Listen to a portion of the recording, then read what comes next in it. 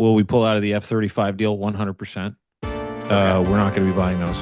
Welcome to the Oracle by Polymarket. I'm Will Ward, and today we've got on Canadian journalist, muckraker, media guy, Dean Blundell of the Substack. Dean Blundell, Substack. Dean, how's it going?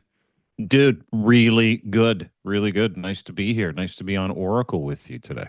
So we're going to be breaking down the results of the election last night and where things are going in Canadian politics, Canada, U.S. relations. But I've got to ask you, I was in the Polymarket group chat last night watching the results come in, and somewhere around 8:39 it started to look a little dicey for our guy Mark Carney. What happened there? Were you nervous at all?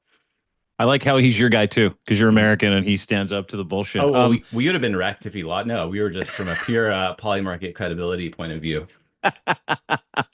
Yeah, no, you guys pimped it good. I mean, watching you go through the odds, excuse me, watching you go through the odds, the support that came. I mean, it's algorithmic, the support that came from Canada for Polymarket's odds as to who's going to be the next prime minister. I mean, you had some great prop bets in there too, but it was incredible. I think people in Canada got a bit of a half Canadian chub, if you will, thing going. Oh my God, we're on the radar down there. Polymarket, that's incredible. So yeah, man, it was a bit of a roller coaster last night, and depending on who you ask about election 2025 and the fortunes of the people that you're talking to, it was either highly predictable or it was full of surprises last night. Mark Carney, of course, coming from 30 back with the Liberal Party of Canada under Justin Trudeau, who drove that machine into the ground with his performative shit over the past few years. Really kind of shocked the world if you consider where the odds were, 6 months ago with Poilievre 30 points up, depending on the polls that you looked at. And Poilievre widely considered to be, Maple MAGA. He's the dollar store Trump, Timu Trump, we call him. And, watching Trump do his thing over the past 3 months, his first 100 days obviously lit a fire up here in Canada. But yeah, it was dicey around 8, 9:30. Between then, you didn't see the Liberals move towards that 172 seat majority. There was some give, there was some take. It looked like, maybe Atlantic Canada was going to be good for, and maybe Ontario was going to be surprising for conservatives and Donald Trump's little mini me.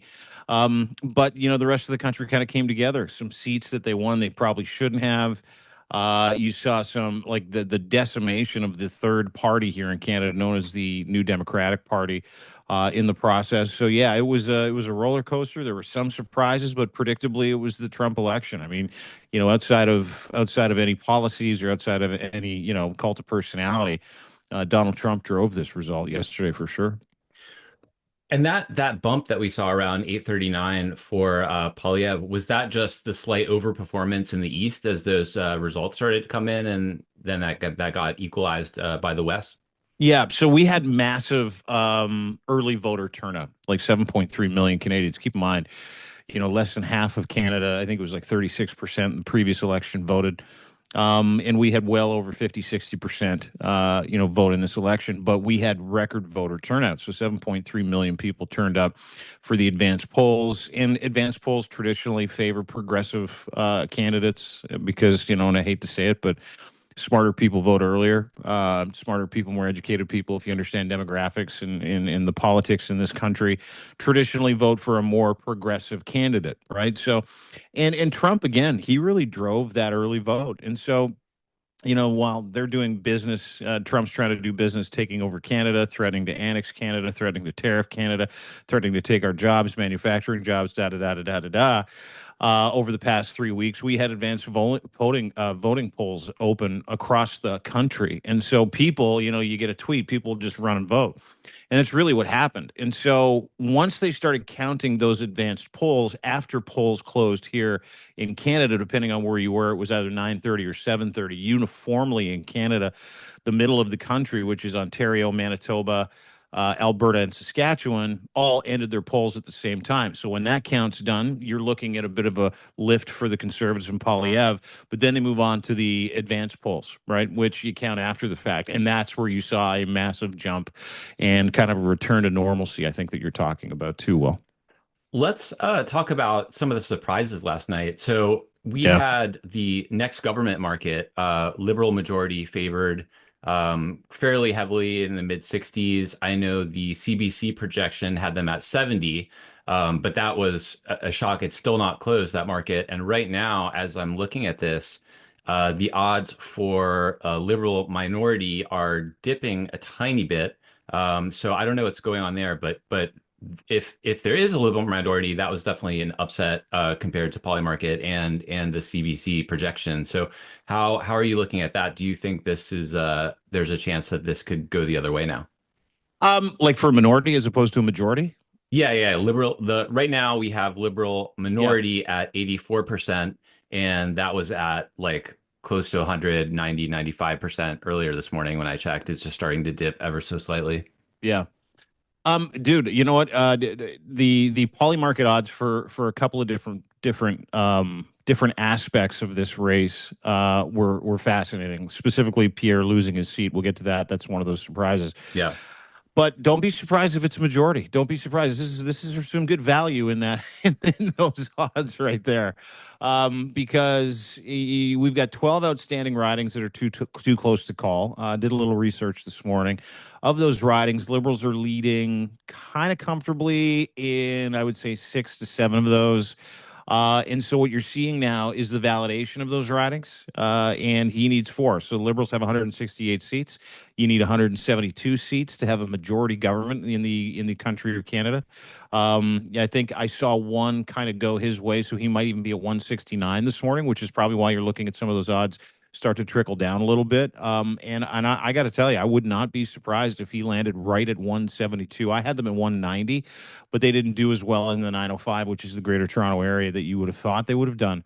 So yeah, I mean, you've got some really close races that are too close to call in at least 12 ridings, and so as we continue to chew on that, and you look at who's leading in those ridings, it looks like a majority is still very much a possibility. So that I think that would kind of explain those odds.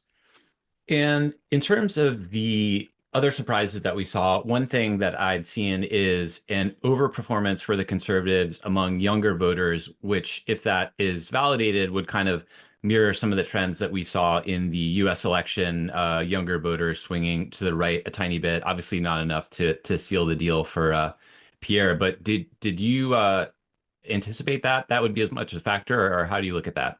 Yeah, I don't know. Are we allowed to swear on this podcast, by the way? I Is there think so. swearing? I think so. Okay, okay.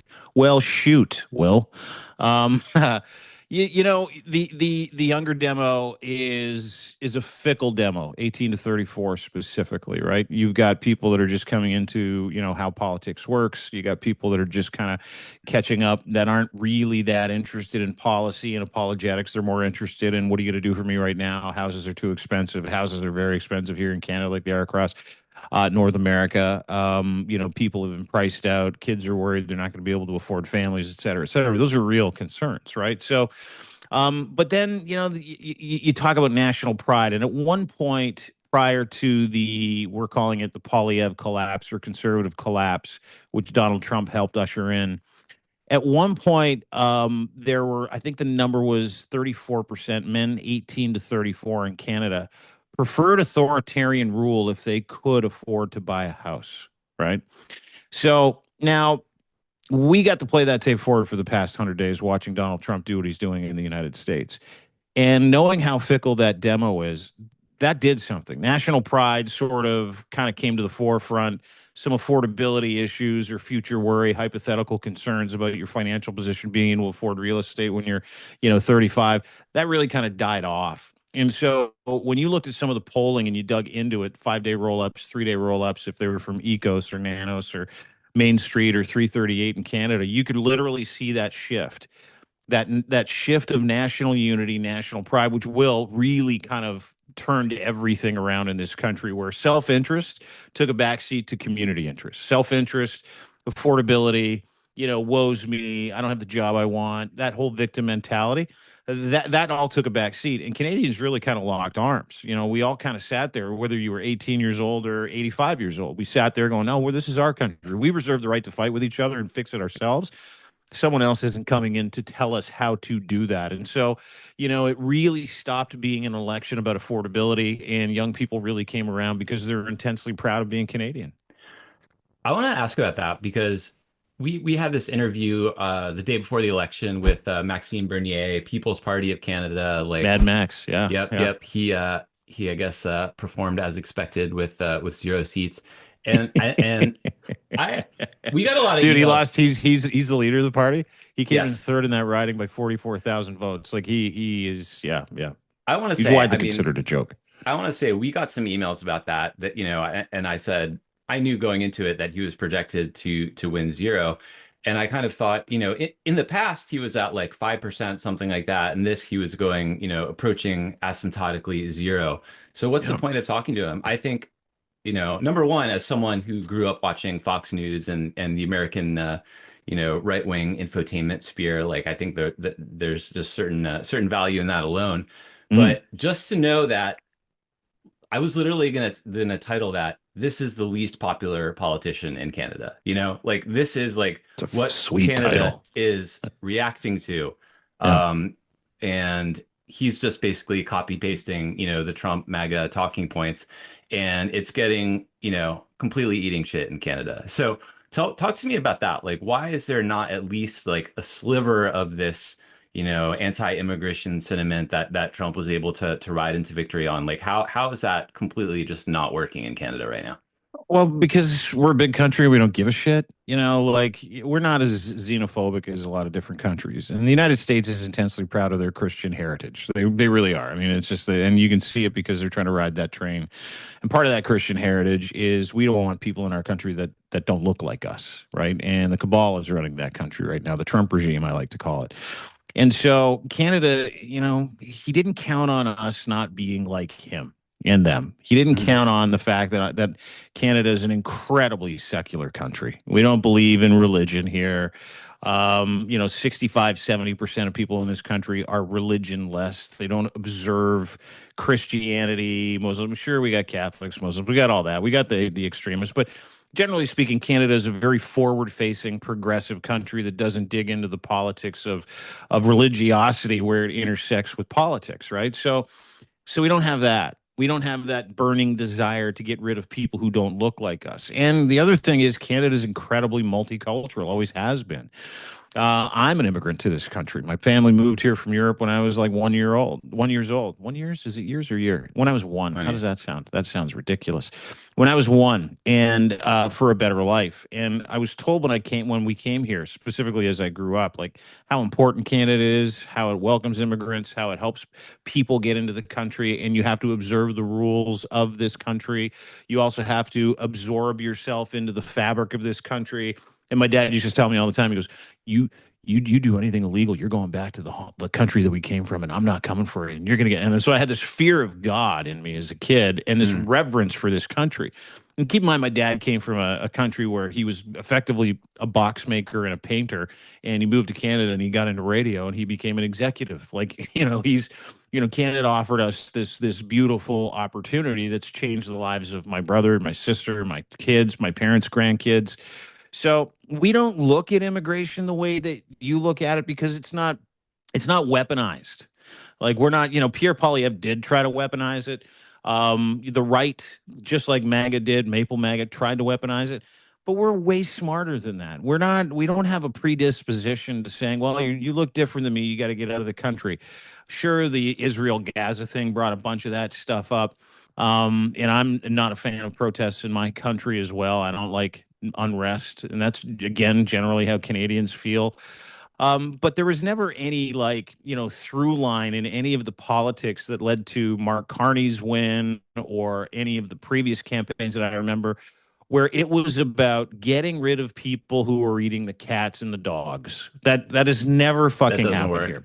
No, no, because we're not idiots. Like we see the people that are our neighbors. They eat with us. And Canada's a pretty quiet country too. We don't mix with lots of people. Like your neighbor comes home, you see them. You don't go over and say hi and say, hey, should we get a barbecue together?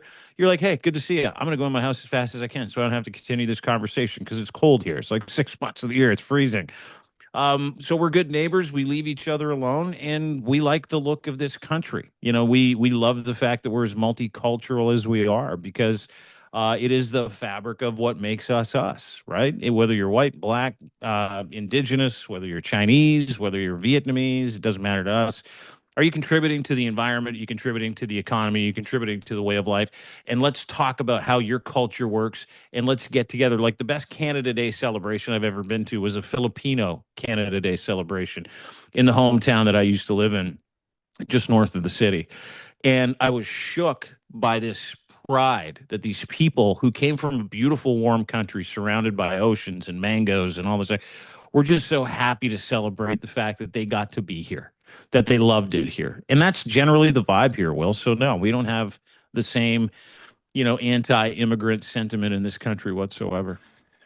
Let's go to the second big surprise of the night, which was Pierre Poilievre losing his home seat. And before the election, I think we had that as like a 8 or 10% odds, so an extreme long shot that paid out. And there was I guess, some polling that came out a few days before the election suggesting that that was a real possibility, that it was much closer. And we actually asked Maxime about that, and he kind of dismissed it too. Like I think he was down on that paying out. And the interesting thing was, we've got an article coming out about this, but there was this protest movement in his home riding where they're going to make the ballot super long. Tell me about that. Like, do you think that's what sealed the deal for him losing? Yeah, long form ballot. I don't think that sealed the deal for him losing. I think ignoring his constituency for 3 years sealed the deal. I think his rage baiting politics sealed the deal. I think him mocking women's biological clocks sealed the deal. I think the fact that he's largely known as the creepiest of all the candidates in this election sealed the deal. And listen, the riding of Carleton in Ottawa was his for 21 years. He grew up in that riding. He became an MP at 24. He's only ever had that job. His only real job in the real world was a paper boy at 15. So not only was this a surprise, but it was a repudiation. It was his riding basically saying, you haven't been here for 3 years. He campaigned for the gig that he lost last night in spectacular fashion for 3 years. A regular Canadian campaign, it's 30 to 40 days. Like, it's not like the United States where you campaign for 2 years and then boom, like you're always in a campaign cycle in the US, right? Whether it's midterms, whether it's a presidential election, it doesn't really matter, but every 2 years. So you're always that big head of steam. So he turned off his own riding for 3 solid years. And then when I say he turned them off, I mean the people that elected him. He didn't go back to talk to them. There were no town halls. There were just these solicitations for money all the time. Hey, Carleton, I'm your guy. Send me more money. Hey, Carleton, I'm your guy. Now, the people of Carleton are a hearty people in Ottawa. It's a really kind of like a cool little bedroom community. It's an artistic community. And Ottawa is a political town. They're the people that ordered the fish. You bring them the chicken, and they eat it anyway, and tell you the fish was great. But you can't ignore your constituents for 3 years, right? And only hit them up when you want something.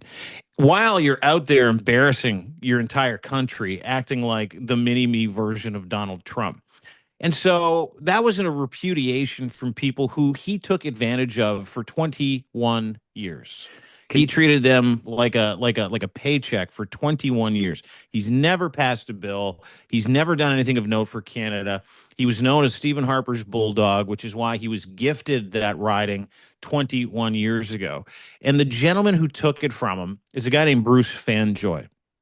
Bruce Fanjoy literally knocked on doors and introduced himself to every single human being in that riding. And he's a liberal. Fanjoy is liberal. He's a liberal. Yeah. And he went hard. He campaigned every day in the rain, in the snow, by himself, shaking people's hands, he did the work, all the real political grassroots stuff that works, where you're shaking people's hands, you're engaging with your constituents, you're talking to them about what's important. And you started to see this lift about 4 or 5 months ago, and then Trump happened.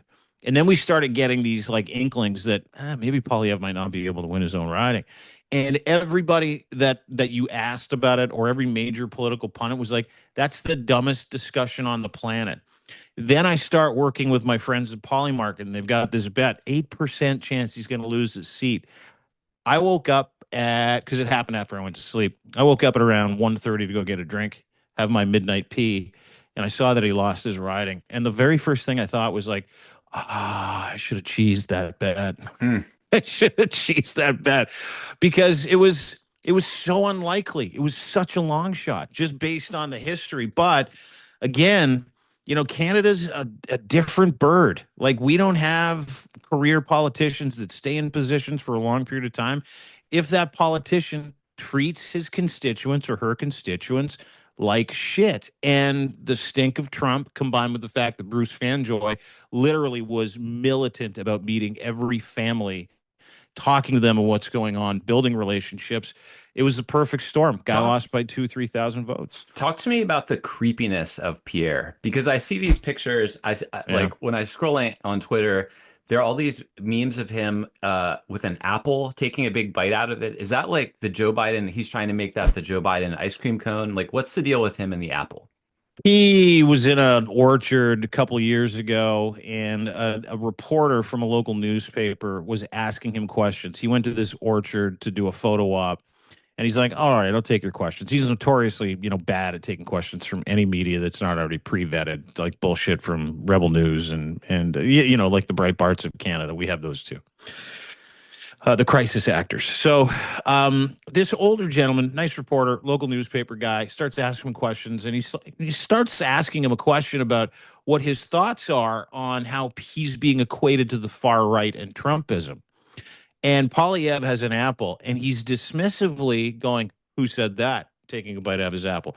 "Tell me who said that?" Taking a bite out of his apple. "You don't know who said that?" Takes another bite out of his apple. Laughs at him, mocks him.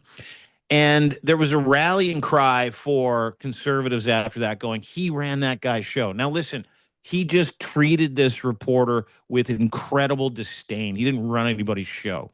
He just looked like an elitist asshole who not only wasn't interested in discourse, but wasn't interested in answering a question. And on top of it, he tried to elevate himself over another human being who was simply trying to do their job. But it also was a rallying cry for people who hated the guy, right? People were putting apples in their bios. I considered doing a video this morning, eating an apple and not saying a word.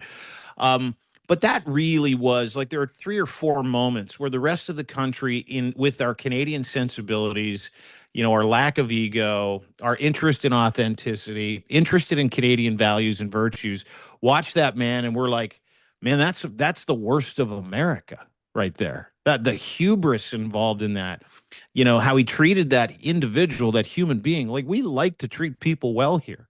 That's what we do. We're a country of good people. That's why everybody loves us.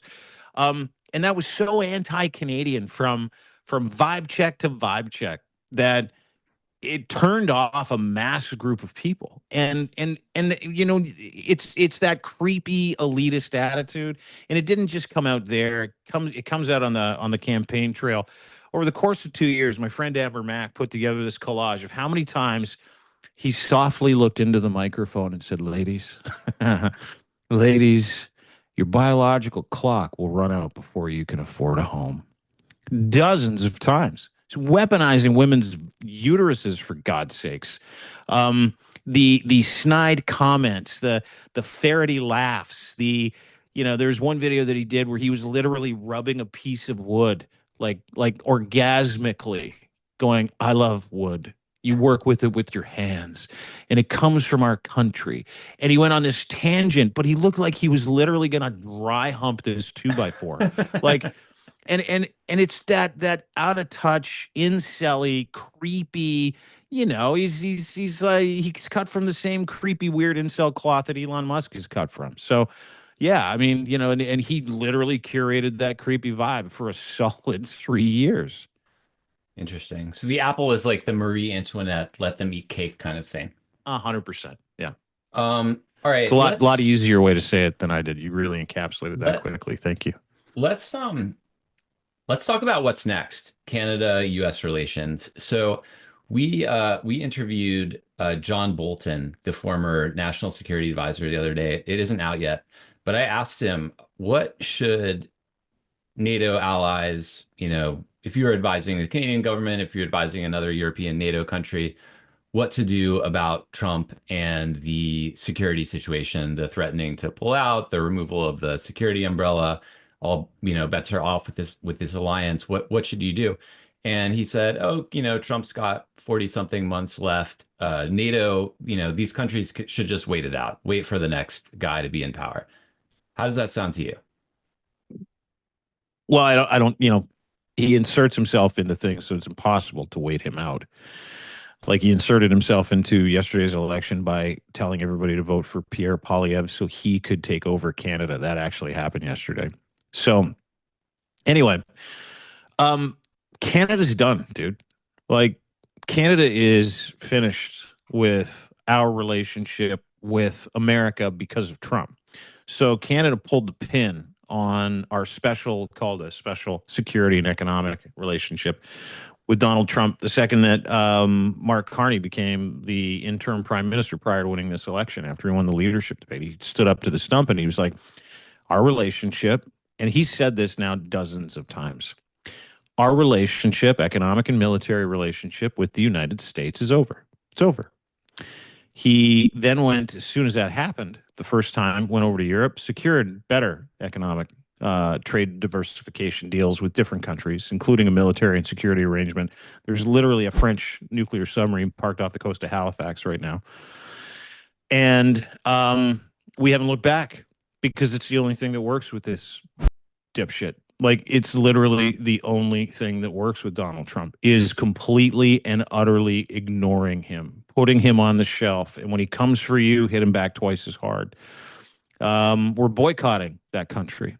Canadians will never stop boycotting America as long as he's there. I think the damage to the U.S. tourism industry is around 30 billion as it sits there today. The U.S. wine industry is begging Trump to stop the tariffs. And it's all for a couple of reasons. We're not here to do business with people who do business in bad faith. I mean, we've all got Trump whiplash, trying to figure out what a tariff is, when it happens. Are we going to get invaded? Are we not going to get invaded? Do you just want to move the border? Like, what do you want to do? And it truly is, because he just inserts himself in our business. It truly has been remarkable watching Mark Carney kind of, lead that global response, and Canadians lead that global response with the tariffs. Because there's two aspects to this that have worked for Canada and worked very poorly for Donald Trump and the United States of America. The first aspect is the governmental response, like the response from Mark Carney, tariffs, countermeasures, et cetera, et cetera. They've been devastating and surgical. The other part of this, and by the way, we're increasing those, and he's increasing auto tariffs again today. The other part of this has been the individual Canadians' response to Donald Trump's efforts to tell us that we're not really a country unless we work as a state, and we'll be his cherished 51st state, which just makes me laugh every time, is that, we're not interested in talking to him about any of it anymore. And it's not because we're afraid. Mark Carney's he's gonna negotiate with Donald Trump. He's earned that right, but he doesn't give a shit. He doesn't have to anymore. He literally doesn't have to. We have trade and security agreements with several EU countries, not just several EU countries. We've sold more oil to China in the last, and say what you want about China, in the last month than the United States has. So we've taken over that deal. We've got raw materials for generations. We're building an energy corridor across this country. We're retrofitting and rebuilding ports of call in the north so that we can take over that Northwest Passage. We've got gunner river boats and icebreakers, literally 16 of them delivered to protect our sovereignty in the Arctic, and we're building bases in the Arctic. We don't, like when Donald Trump says he doesn't need Canada, it's categorically untrue, from energy to potash, fertilizer, oil, gas, our raw materials, nuclear isotopes, all that stuff. When we say we don't need your luxury items, it's actually true. And we've never asked for military help. So anybody, in fact, the United States has asked for military help 4 times in the last 75 years. We've asked the United States for military help categorically 0 times. So the idea that we have to engage with him is over. We don't need to. We legitimately do not need to talk to him. And as sad as that sounds, because we love our American friends, we really do. I wrote a piece about it today. And Canada voted for Mark Carney so that we could get America back. That's what we wanted, because he's a MAGA killer. So It's not that we're not going to do business with the United States. It's just that that relationship right now with him is over. So there is zero desire or need or compunction to actually take part in his fucking circus show. Like zero. He can do that with other people, not us. I remember that video and that was one of the few things that sort of pierced into the American media bubble was that our relationship with the US is over. That was just a very striking moment, I thought. And looking at Polymarket, that was probably the week where Carney went into the lead or very close to it. Like, I think that was really a turning point in terms of my understanding. Um, you mentioned, so let's see, where do I want to go here? Let's talk about what Carney does next, because you said, he's made this break with the US, but at the Yep. same time, they'll have trade deals. Where do you think the tariff situation goes from this? Talk to me about what is the economy looking and feeling like? You've seen these videos of, taking US Johnny Walker out of the liquor stores in Canada. What does it look? Is there any difference when you're walking down the street in terms of products that are available, things, stores that are open, closed? Just a Yeah. normal everyday life in Canada and tie that to the bigger economic picture of where things are going. Yeah, I mean Canada, we're suffering through the same, speculative bullshit, financial speculative bullshit that comes with, tariffs on, tariffs off, Mr. Miyagi tariff planning, um, like everybody else is. But, like I said, we're willingly doing it, like every other country's doing it. We are paying more, a little bit more for Canadian products. We've also diversified, our ability to bring in products that we really need from other countries, whether it's oranges from Mexico or, whether it's alcohol from France. And yeah, for sure, we've pulled all the U.S. booze off the shelves. There's not a lick of it in Canada yeah, I mean, people could sell it if they want. It's just your enduring nationalistic duty not to drink it or order it or sell it. So yeah, I mean, where does it go from here? I think that, the preparation that this administration, the Carney administration, even an interim, and give Justin Trudeau whatever credit he deserves as well. They got busy trying to plan, like trying to figure out how do we figure out how to protect our people, how to protect our economy, but more importantly, how do we figure out a way to get goods in that we need to get in that we're no longer going to be buying from the United States? Because that wasn't about us saying we just don't want to pay more. That was about us saying we're not doing business with an unreliable, like schizophrenic partner. Like we're not. So we've literally shifted our focus into trade and trade diversification and upholding our economy by, securing some incredible deals when it comes to the diversification of goods and who and how we get those goods into Canada and what we send out of Canada. So, in the case of, let's just take eggs, seems to be a big deal in the United States right now. Mm-hmm. We're now sending more eggs elsewhere because we can. We got a lot of chickens up here than we would send into the United States. And that's only because we prepared, got better deals, better contracts with better countries, better partners that pay more for that product than we will. And that goes, it's the same with our steel. It's the same with our potash. It's the same with our oil and our LNG, liquid natural gas, is that we found other partners. So, that has been a boon for Canadians in our economy. It's really kind of, you brought in some foundational help to be able to give people an opportunity to, weather the storm over the next couple of months. I think by the end of May, you're going to start seeing some empty shelves. We also might, because we're just simply not buying things from the United States. But the other thing that I think it did, Will, and where we're at now in terms of being able to, you know, stick up for our economy as well as, stick up for our country, is people are, sort of happily going about their business, doing things like turning products that are American made that are still in stores, whether it's peanut butter, upside down. Everything is labeled Canadian made.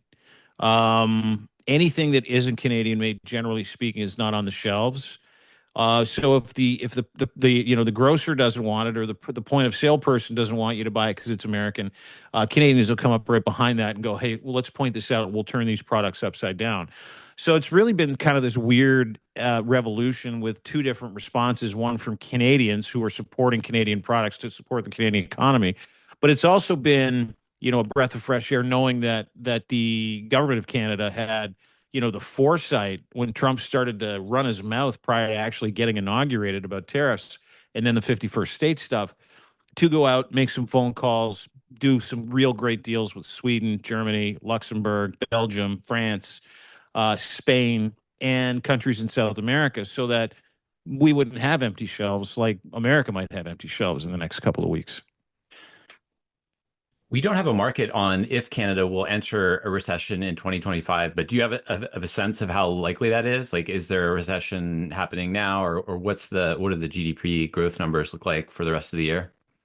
Not incredible. I think if I'm not mistaken, GDP growth is forecasted at 1.4%, which isn't bad, when you consider that America is looking at a negative GDP forecast, if I'm not mistaken, around -2 to -3. Is that how am I doing? Am I Yeah, there? it was the latest one was bumped upward, and now on Polymarket, I think our recession market is somewhere near 70% now. Oh, 70%. Yeah. U.S. Uh, recession this year. yeah, well, and you could argue too that you might be in one, right? You've just been kind of told that you're not by a guy who has the ability to tell you that your reality is definitely not your reality. So, um, yeah, great question. I really, our GDP growth is supposed to be slow this year, but and I'll kind of, give you some details about this energy corridor concept. Um, Carney's platform for his election, a costed platform, is about 140 billion in infrastructure to build as part of it to build a energy corridor that goes all the way across Canada, literally cuts from British Columbia up to Churchill, Manitoba, over to the East Coast, like PEI, Newfoundland, Nova Scotia.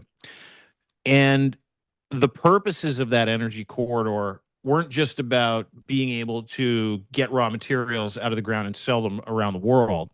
It was about being able to get raw materials out of the ground and be involved in the procurement and manufacturing processes of what those raw materials were meant for. And the deal that we got together with Sweden, Germany, and Finland on, UK, France as well, I think Ukraine's involved in this deal, is called a rearmament block. And so Canada's building this massive corridor, as well as manufacturing facilities with military companies in Europe and the EU for their armament. We're going to be building with different countries military munitions, jets. I think we get the Gripen here, which is going to be incredible. We're part of that EU rearmament effort, which is in the billions and billions and billions and billions and billions of dollars. And so all of these things considered, we're betting on ourselves, and that's what we bet on when we voted Mark Carney, that he will be able to do something never thought possible before for Canadians, which is truly process and procurement all of our natural resources, build our own military so we don't have to rely on the United States, not that we ever have, but so some dickhead doesn't lord it over us in a time of need, which is what we're seeing, and turn Canada into a global raw materials, minerals, rare earth superpower, military superpower that has also a manufacturing bent to it that qualifies as a manufacturing superpower in the world. And we have the ability to do that. So, protecting ourselves comes with a cost, but that cost is an investment that this government that got elected yesterday isn't just willing to bet on and make, but also include Canadians in the benefit, which is jobs, jobs, jobs, right? Jobs in manufacturing, jobs in building, jobs in digital. They want this to have a really heavy AI bent, so they're working with the RBC AI team to look at how automation, how tech and AI can help turn this into, a sped up process of procurement, militarization, and a real economic boom to this country. And so, it was not just a well thought out plan, but on my Substack, I'd encourage everybody to go read it. I think it's in one of the first pages of my Substack. I can't remember the name of the title, but it effectively talks about making Canada into a literal military superpower, but also coupling that with real economic development so that we can really appreciate, monetize what Canada is all about, which is natural resources. 85% of this country is effectively unexplored when it comes to rare earth minerals. 85%. That's how big this country is. Like 75% of this country's forest. So, and it's the second biggest landmass in the world. So, we finally have consensus that, to protect Canada, it's okay to dip into our resources, and we've got lots, and that's exciting.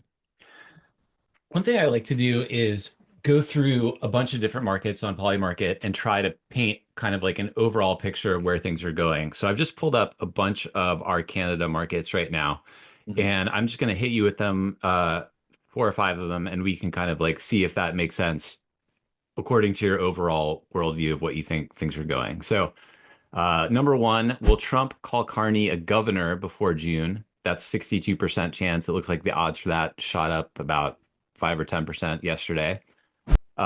Trump meets with Carney before June. That is at 38%, down from a high of 90% last week. And which countries will U.S. agree to trade deals with before July? Canada is in the bottom half of that list. That's, we've got 12 or 15 countries there. That's a 34% chance right now. Mhm. Canada out of the Five Eyes intelligence sharing alliance before July, that's at a 4%. And Canada backs out of the F-35 purchase deal, that's at 10%. So putting it together, we've got Trump resumes his sort of rhetorical 51st state stuff. Um, Canada says, screw you, we're not doing a trade deal. You're continuing to be defiant. US says, okay, we're just going to do Yeah, deals sure. with whoever comes to us first.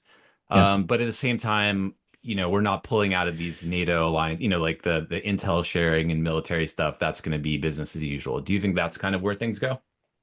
Start with the first one. Will you call Mark Carney the governor of Canada? Yeah. I think, yeah. I don't think he can fucking help himself. But it won't matter to Carney. Number two, will and I'll work backwards because that's how my mind works. Let's go to number five. Will we pull out of the F-35 deal? 100%. Okay. We're not going to be buying those. That's at And 10% right now. So you got yeah, good I'd put odds on some that. big cheese on that. I Okay. really would. Yeah. Because it's not just a conversation. We've already whittled away at that order to the point where, Germany has announced that, the U.S. can brick those anytime they want. So yeah, no thanks. Not going to be interested. Why do We're you going to be think the building our own. market? Why do you think the market is wrong there? Why do you think they think it's only 10%? Um, I couldn't tell you. I think just because of the size of the contract, like it's billions and billions and billions of dollars for, sixth generation jets that are highly integrated into the US CENTCOM, right? Like the software that they use for those has to get uploaded, and it is controlled by the United States of America. Well, we're learning a pretty valuable lesson about what it's like to work with Trump's United States of America right now. We don't trust them. So, in protecting our national security, that's of the utmost. Economic and national security, that's of the utmost. And so, people that I've talked to in different circles are like, yeah, it's never going to happen. We're not ordering one, like a single F-35. It's never going to happen. We don't, not even interested anymore. So we've made contingencies. What were some of the other ones? Sorry, run me through Uh, that again. Pulls out of the Five Eyes intelligence Oh sharing. yeah, the U.S. will be out way before us. France is already talking about, and by the way, this is another thing. Canada and France and the UK and Australia, we're not sharing information with them anymore. It's like super need to know, and they don't need to know anything. And so, there's this placation going on when it comes to national security. This is not something that gets talked about enough. But Canada has stopped sharing information with the United States, shares heavily with the rest of the people in the Five Eyes, not that eye. And not just rumors, but real conversations, documented conversations about how do we get the United States out of the Five Eyes security agreement. So yeah, Trump will be gone. America will be gone before we are. One more thing on the Maxime interview that I had for you is he was before our show, he was on a little program called Tucker Carlson X podcast. And Tucker asked him something about the Alberta separatist movement. And that is something that may be coming into play a bit after the election. Maxime kind of said, all right, if Carney wins, then these Albertan separatists are going to go nuts and they're going to, become more of a thing, try to break away. We have a market on Polymarket for any Canadian territory becomes part of the US, and that's at 8%, which I think is surprisingly high for a lot of people. How do you think about that? Do you think that this movement, first of all, what's behind the movement? Where does it come from? Who's funding it? Who's supporting it? And how do you see that playing out after the election yesterday? What do I think about it? I think nothing about it. I never think about it. This has been a fight for 100 years. Alberta has been threatening Ottawa for 100 years, threatening to leave Canada for 100 years. Alberta is run by a crackpot. She's a MAGA asset, Danielle Smith, who spent more time at Mar-a-Lago than she has in Edmonton over the past, I would say, year, for sure the last 4 or 5 months. So this is all rhetoric. Now, having said that, I'm also friends with people that one guy who wants Alberta to leave. His name's David Parker. He runs the spine of Take Back Alberta. He's runs a business that literally runs the party that's in office in Alberta. It's a private company called Take Back Alberta. And he's trying to start this movement. And I laugh at him when I talk to him on the phone about it. I'm like, yeah, sure, dude, whatever, go ahead. Like, fuck, doesn't matter to me. It won't matter to the rest of Canada. And it doesn't matter to the rest of Canada because it's such a stupid pipe dream that exists for only one reason. It exists to continue to put the thumb in the eye of Ottawa and federal government because Alberta never gets to have any say in who we pick as prime minister. It's just, it is what it is. They're so angry. They've been angry for, like I said, hundreds of years. It's been Alberta versus Ottawa. They've got their own nuclear ecosystem out there in a minuscule, and you should see them too. They look like Meal Team 6. Minuscule group of people are starting a minuscule operation to try to threaten Canada with secession by leaving and becoming their own country or joining the United States. Now, where that dovetails nicely into our conversation is Alberta is the Bible Belt of Canada as well, right? So you share a lot of similarities, a lot of news outlets, a lot of information.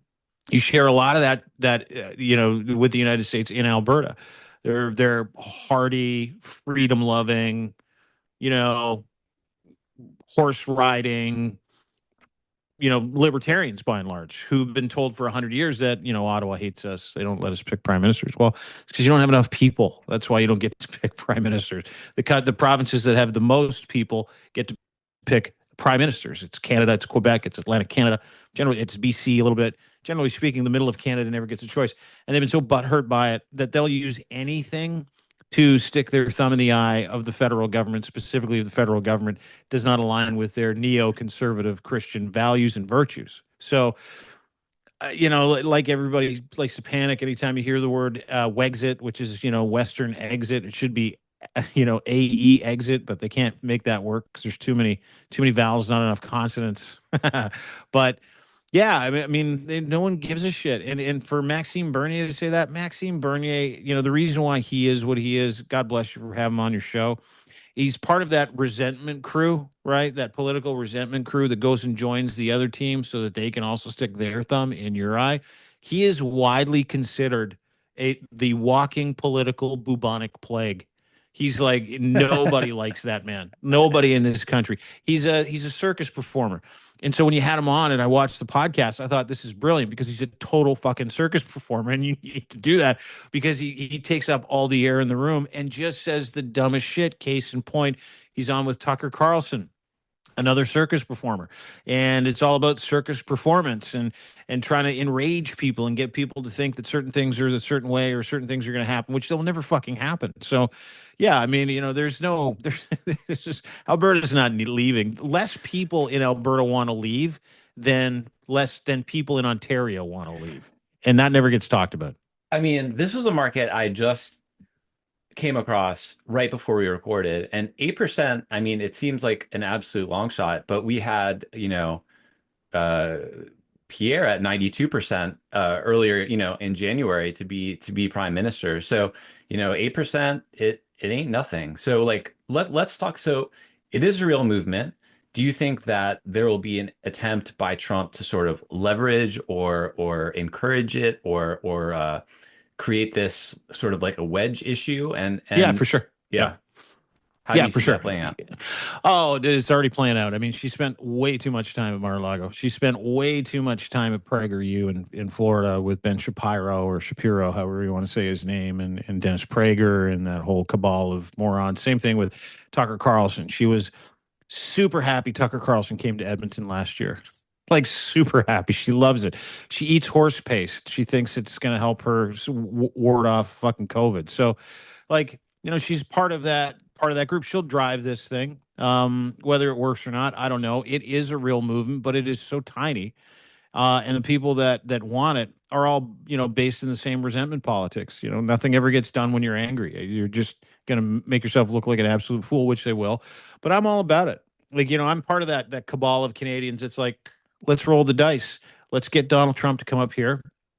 Let's get him to, absorb Alberta into the United States, and let's just build a tunnel under the shit. And Donald Trump will. I mean, he's been doing this for a long time. He loves to poison the well. He wants Canada. He keeps talking about Canada, and if there's a province that he can work with that has a leader that's anti-Canadian enough to work with Donald Trump's MAGA regime, then it's got to be Danielle Smith. From the point of view of the Canadian voters who've just elected Mark Carney, which I think you're a sort of speak for a lot of that zeitgeist right now. Have the Americans under Trump gone temporarily crazy, or is it do they have to kind of bake into the calculus that there could be a Trumpy politician, whether that be JD Vance or someone similar of that ilk at any point in the future, and kind of avoid entangling too much in a way that could be threatened if there's a Trump third term or a Vance or someone who has that similar standing. Do American Canadians think America went crazy? No, I don't think so. I think that, America is very different than Canada. One of the things that we talk about up here quite a bit is you can't really qualify. It's like trying to tell people in Russia or in Ukraine how Russians at some point have to, stop walking into that meat grinder. No, no, they don't, because they've been told this whole set of circumstances that are totally untrue, and they live in this false reality. So, I think Americans by and large live in a false reality, and I think that's created for you on a daily basis by people like Elon Musk, by people like Peter Thiel, by people like Donald Trump. And that false reality is a populist reality where, Donald Trump has convinced for sure 77 million Americans to give him their agency based on a series and set of lies and gaslighting that and through different lobby groups, religious groups, churches, incel group. I mean, the amount of collecting that has gone on for this MAGA movement has been wild to watch. But what's been equally as wild, but also encouraging to watch, is how many Americans have supported Canada and not America during this last 3 months. And you see it all the time on Substack. Go Canada, yeah, go get that. We hate them. Da da da da da. But like America's legitimately rooting against Donald Trump because Donald Trump is telling them that he has their best interests in mind when he clearly doesn't. With tariffs, lack of due process. Yesterday, he announced that he's got this strong law enforcement mandate, so he's going to start doing some super policing, which is, it's a threat to Americans, like most things that he tries to telegraph. So we feel sorry for Americans. We don't feel like America's lost their minds. We think a good portion of your country has literally been brainwashed by self-interest and greed and not wanting to know too much and not wanting to have an authoritarian literally take over the country. So we feel that America is still very much in play, and hopefully brighter people at some point have the ability to stick up for the values that we all thought America was. Like, that's been a real mind fuck for us too up here, is like, what is America now? Is it an authoritarian state? Are they a pariah state? Are they our neighbor anymore? Like, physically, yes, but you have to kind of nuance that conversation a little bit. But we don't think you've lost your mind. Just a few of you have. That's all. You mentioned the media environment, and I want to touch on that because I saw you posted on Twitter/X just today that you were moving off there and migrating fully to Substack. I know, obviously Canadians use the same mass media platforms that we do as America. So talk to me about the media environment. How is it that, you say that Canadians are a bit more immune to these like propaganda, brainwashing type things. Why is that when they're on these same platforms, or how do you think how do you break down the differences there? Well, I think, like I said, we're not predisposed. Like there's a real, like, religion's a real Trojan horse in the United States. How do you get people to believe the unbelievable, right? That Donald Trump is the only person that can save you. You get people who believe the unbelievable to believe more unbelievable shit. Canada is incredibly secular. Again, like 63 to 70% of this country do not identify with any man-made religion. They don't classify themselves as religious.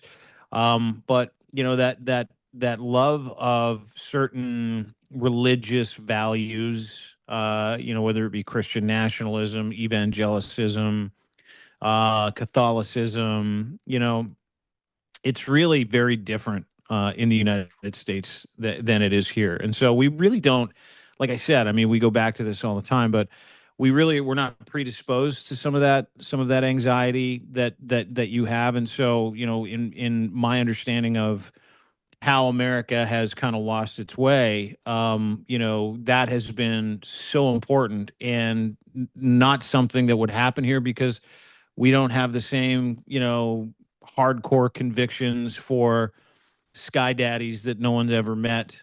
We don't have the same hardcore conviction for ideologies that, tell you, Jesus is love, but you really need to go and shoot an abortion doctor. Like we just don't, like, abortion's widely available here in this country. I implore any woman who wants to have one to have as many as they like. And that's generally the consensus here in Canada. There's just really no, attachment to any sort of deified religion that tells you that what you're doing is bad and you got to take up arms against your neighbor and all the other shit that has really been, like I said, a Trojan horse for a lot of people. Like, you tell someone something that's totally unbelievable and they believe the unbelievable, you can literally make them do unbelievably stupid things, J6 being one of those great examples, right? Same with the trucker convoy that happened up here in Canada. It was largely infested by people who thought they were doing it for Jesus. So, yeah, I mean, and we had 3,000 people show up. You had way more. I mean, it is what it is. And so, yeah, I think that's why we're not as predisposed as you are. We have seen some good stats from Canada on our Pope betting market. So I don't know if you have any hot picks Oh, on the yeah. next Pope. Feel free to drop them. Yeah, it's not something that gets talked about a lot. I feel like, it's funny because I love Polymarket, but I feel like, yeah, there's some people that would be like, wait a second, you're betting on that. And I'm like, yeah, and I'm not a religious guy at all, as you can tell, zero. So to me, it's just another incredible bet. But I like the guy I think he's from the Philippines, if I'm not mistaken. Tagle, yeah, Yeah, I he's like number him. two. Is he two? Who's in one? Is it that Portland guy again? Pietro Parolin, Yeah, who's the he was the the Secretary Italian of dude. State for the Vatican. So he's kind of like in the deep state up there. The deep Vatican state. The deep Vatican. Um, Dean, this has been great. Thank you so much. Let's close with this. You're someone who thinks deeply about the Canadian politics, U.S. Canada relations. What are there any markets you'd like to see on Polymarket that you really would like to get odds on that you think could be sort of like illustrative of where things are going here? Yeah, yeah. Like, will Pierre Poilievre be working at a Jollibee before the end of the day? I think that would be a really great prop bet. No, you guys do an incredible job. I mean, it's funny because a couple of days ago, I'm putting out Poilievre odds, and keep in mind, this entire country is on fire trying to figure out who's going to be the next prime minister because there's so much at stake. So I'm putting out Poilievre related odds with Carney, and I'm watching people go, Polymarket, what is this? So I'm filling people in, instead of just watching them fry your brain. You can have some fun. You can put some chatter on who you might think be the next pope, who you might think be the next prime minister, who you think might be lose their riding seat, what's leaders. And it was amazing watching lights go on for people who are like, why hasn't this existed before? We've just been subjects of this insane circus. And now we can have our say in this insane circus, have some fun, make a little cheddar walk away feeling really great about ourselves because there is another purpose to watching a bunch of loser politicians decide that they wanted access to our bank card. Well, go ahead, but at least you can have some fun with it. I've loved getting to know Polymarket. I think you guys do an absolutely incredible job. I think it's fun. I think it's indicative because it gives people a flavor, right? It gives people a flavor for, aggregating markets, gives them an understanding of who's in the lead, where the sentiment is. It's like a sentiment analysis machine where you can go and have fun, And so, Yep. no, I mean, I would never tell you what to do with your job, just like you wouldn't come to my house and tell me how to mop my floors, dude. Not at all. Well, I mean, we're always looking for interesting markets and people that are close to the events have sometimes ideas that our markets guys haven't thought of. What about Um, pickleball? Are you doing anything with pickleball, dude?